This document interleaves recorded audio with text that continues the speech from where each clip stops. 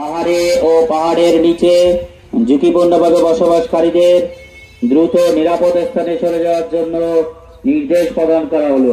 সক্রিয় মৌসুমী বায়ুর প্রভাবে বঙ্গোপসাগরে সৃষ্ট গভীর নিম্নচাপের ফলে সম্ভাব্য ভারী বৃষ্টিপাত এবং ফারদশ রোদ গরিবেল্লায় জেলা প্রশাসনের একাধিক টিম চট্টগ্রাম মহানগর সহ উপজেলায় নুনাজি হাজগরিজার যারা পাহাড়ের পাদদেশে ঝুঁকিপূর্ণ অবস্থায় বসবাস করছেন আপনাদের সকলকে নিরাপদ স্থানে সরে যাওয়ার জন্য বিনীতভাবে অনুরোধ করা যাচ্ছে।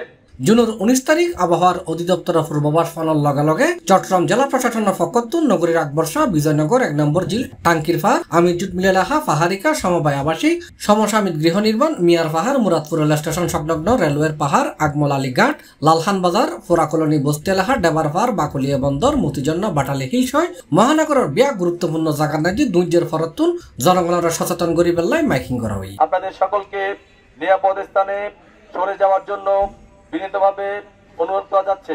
এছাড়া ফারার আশাফাশর স্কুল কলেজ মসজিদ মাদ্রাসা অনুযায়ী আশ্রয় কেন্দ্র হিসেবে প্রস্তুত রাখা হয়। জেলা প্রশাসক আবুল বাশার মোহাম্মদ ফখরুজ্জামানের নির্দেশনায় মহানগরের ব্যাক সার্কেলের সহকারী কমিশনার ভূমি সার্বিক পরিস্থিতির পর্যবেক্ষণ করে ফারি এলাহাইনুন মাইকিং এবং ঝুঁকিপূর্ণভাবে যারা আছে এসব জনসাধারণের আশ্রয় কেন্দ্র স্থানান্তর গরিবের কার্যক্রম পরিচালনা করেন। বসবাসকারী সকলকে সচেতন থাকার জন্য আশ্রয় কেন্দ্রের অনুযায়ী খানা এবং সুফিয়া পানির ব্যবস্থা রাখা হয়।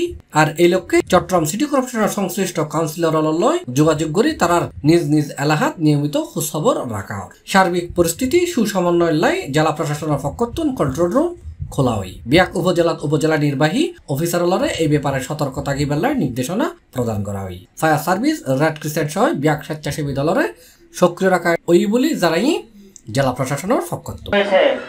ফলে পাহাড় ধসের আশঙ্কা থাকায় পাহাড়ে C+ চট্টগ্রাম।